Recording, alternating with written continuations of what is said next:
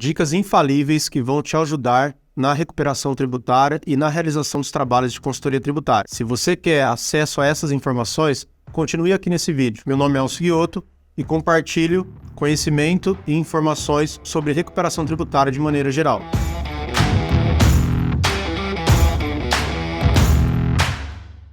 Vocês devem saber que recuperação tributária é uma das áreas mais procuradas hoje, tanto no direito quanto na contabilidade. O que acontece é que muita gente, verificando aí possibilidades de levantamentos de valores expressivos em clientes, tem procurado a consultoria tributária como uma forma de agregar o seu negócio. Em muitos escritórios de advocacia que não prestavam esse tipo de serviço, ou até escritórios de contabilidade, que tinham apenas o dia a dia da escrita contábil como atividade principal, estão buscando a possibilidade de montar recuperações tributárias em seus escritórios.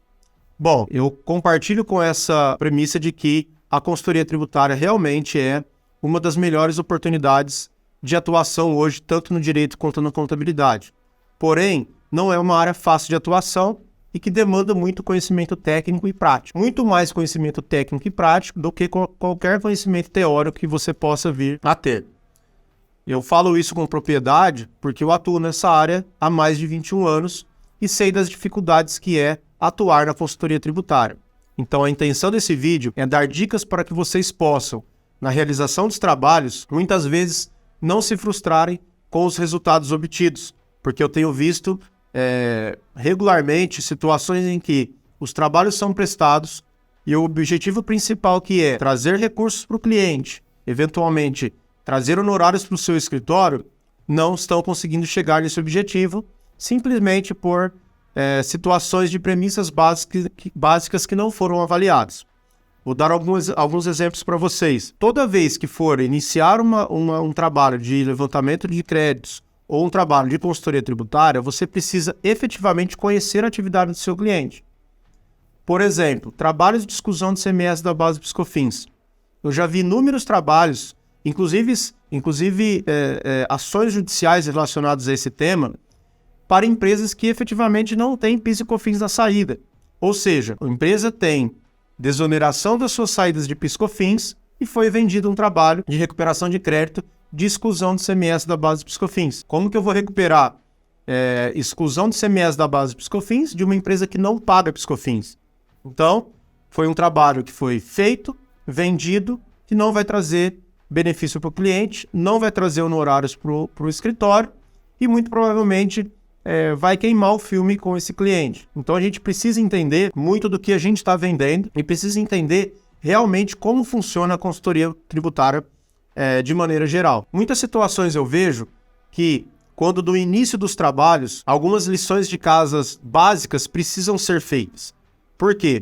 Porque muitas vezes você, na hora de finalizar o trabalho, você chega numa situação em que aquele crédito ele não é monetizável.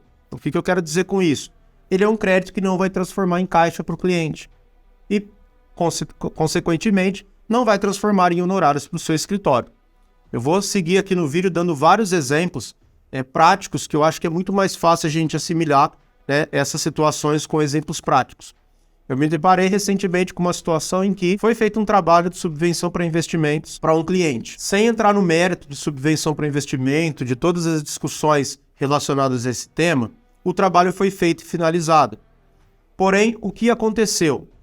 Essa era uma empresa que tributava o imposto de renda e a contribuição social por estimativa mensal e teve todos os seus recolhimentos feitos via Perdicombs, ou seja, todos os débitos de imposto de renda e contribuição social, tanto nos anos que foram o imposto de renda e a contribuição foi feito por estimativa mensal, quanto nos anos que foi feito por apuração trimestral, esses montantes de débitos, eles não foram recolhidos via DARF, mas sim compensados com outros tributos.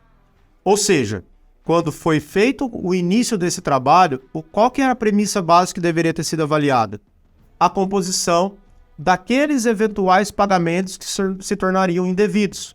Ou seja, num primeiro momento, antes de fazer qualquer tipo de levantamento, o que deveria ter sido feito? Deveria ter sido feito, olhado todos os pagamentos do IRPJ e da contribuição social para verificar a forma de quitação desses débitos. Ou seja, se foi feito via Perdicomp, a gente precisaria avaliar se esses Perdicomp já estavam homologados. E foi o que aconteceu. Foi feito todo o trabalho, foi feito todo o levantamento, foi feita a retificação da ECF, foi feita a retificação das DCTFs, e aí, por fim, foi avaliado que todos os PERDCOMPs estavam homologados. Ou seja, eu não consigo operacionalizar esse trabalho, porque eu não consigo mais retificar PERDCOMPs que estão homologados. E agora, na hora de entregar e apresentar para o cliente, tem a frustração tanto por parte do cliente, quanto por parte do prestador de serviço, de que o objetivo final, que era trazer benefícios tributários para esse cliente, não foi atingido. Ou seja, agora terá que ser feita uma análise de uma possibilidade de judicialmente discutir o assunto, porque administrativamente é impossível operacionalizar o trabalho. Então, esses tipos de situação ocorrem diariamente nas prestações de serviço de consultoria. E é isso que eu gostaria que vocês tivessem em mente, que o trabalho bem feito e bem delineado, ele evita, né, situações frustrantes lá na frente. Vou dar um outro exemplo prático que eu vi acontecer no mercado dentro da nossa comunidade tributária. Foi feita uma prestação de serviço para um cliente, alegando que esse cliente teria valores restituíveis em conta corrente. O que acontece? Uma empresa que pagava PIS e COFINS durante um determinado momento, mas a maioria dos períodos ela tinha uma sobra de crédito de PIS e COFINS. O que aconteceu? Quando foi feito o trabalho de levantamento de créditos de não cumulatividade, foi feito as retificações da FD Contribuições e em grande parte dos 60 meses houve sobra de crédito, ou seja, houve acúmulo de novos créditos que não são passíveis de ressarcimento. Por quê? Porque essa empresa é uma empresa que só dá saída de produto tributado no mercado interno. Mais uma situação que foi feito todo o trabalho, foi feita todas as retificações e o cliente simplesmente não teve o seu objetivo atingido. Por quê? Porque lá no início da negociação foi falado para o cliente que ele teria valores ressarcidos em conta corrente. E nesse trabalho foi impossível que acontecesse a situação por conta de todas as questões envolvendo aquela atividade. Como que a gente conseguiria ter evitado isso? Se tivesse sido feita uma análise prévia das próprias FDs, das próprias composições da FDs. Ou seja, se eu tivesse olhado as FDs contribuições, né? Se essa pessoa tivesse olhado as FDs contribuições, ela teria no primeiro momento falado, olha, é o seguinte, você tem a demanda, só que vai gerar um acúmulo de crédito e você não vai ter um recebimento em conta corrente. Ou seja, o cliente poderia ali, num primeiro momento, falar, não, então nesse caso, eu não quero trabalho. Ou seja, ele eliminaria, eventualmente, dispêndio de tempo, ele eliminaria, eventualmente, essa frustração com o cliente e, muito provavelmente, esse cliente não vai mais contratar esse prestador de serviço porque ele ofereceu um trabalho que, na verdade, era impossível ser realizado naquele cliente. Uma outra situação que eu tenho visto muito no mercado fizeram os trabalhos, por exemplo, de exclusão de CMS da base PIS/COFINS, sem avaliar se a empresa teria possibilidade de utilizar esses valores. Então, a empresa tinha lá uma ação judicial, transitou em julgado e aí foi feito o levantamento dos valores. Qual que é a dica nessa situação? Olhe com o seu cliente o que ele paga de tributo federal. Por quê? Porque se ele não tiver débitos relevantes de tributos federais, de nada vai adiantar você fazer a habilitação desse crédito. Por quê? Porque a gente sabe que quando a gente tem uma ação judicial transitada em julgado, por exemplo, nesse caso da exclusão de CMS da base do PIS e da COFINS, a gente tem a possibilidade ou de executar os valores e receber via precatório, ou fazer a habilitação do crédito e depois compensar com os tributos. Mas se eu não tenho débitos para compensar, por que eu vou fazer a habilitação do crédito? Então me deparei com situações em que os créditos foram habilitados, só que agora o cliente não consegue transformar isso em valores monetizáveis. E o pior, pelo entendimento da Receita, esse cliente só teria 5 anos para poder utilizar esses créditos. Então o que provavelmente vai acontecer? Um assunto que foi resolvido de forma judicial, provavelmente vai ter que ser novamente judicializado para poder transformar esses valores em valores ressarcíveis em espécie. Nesse caso, o que deveria ter sido feito? Deveria ter executado e ido para o recebimento via precatório. Ah, Elcio, mas via precatório demora muito. Mas é melhor você ter um valor a receber, que em algum momento você vai receber, do que você criar uma expectativa para o cliente de que esses valores serão ressarcidos ou serão compensados, mas não foi feita uma avaliação prévia de que realmente esses valores seriam recuperáveis. Uma outra situação que eu vejo acontecer muito, por exemplo, empresas que têm muitos débitos em aberto. Então, o que acontece? Você vai lá oferecer um trabalho de levantamento de crédito para esse cliente. Esse cliente está na expectativa de que vai receber valores em conta. O cliente sabe que ele não está pagando os tributos, mas você não fez essa avaliação prévia.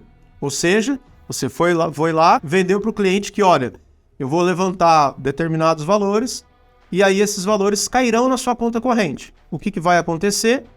Se esse cliente tiver débitos em aberto na Receita Federal, quando for entregues os pedidos de ressarcimento ou eventualmente pedidos de restituição, o que vai acontecer?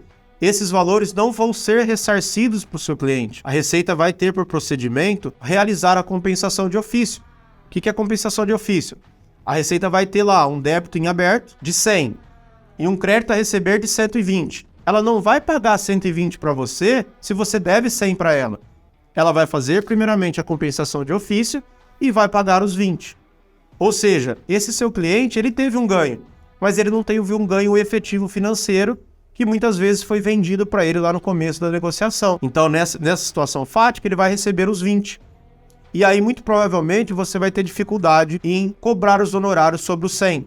Por quê? Porque, às vezes, se você tem, por exemplo, um honorário de 30%, você vai ter para receber, por exemplo, 36 mil, que seria 30% de 120.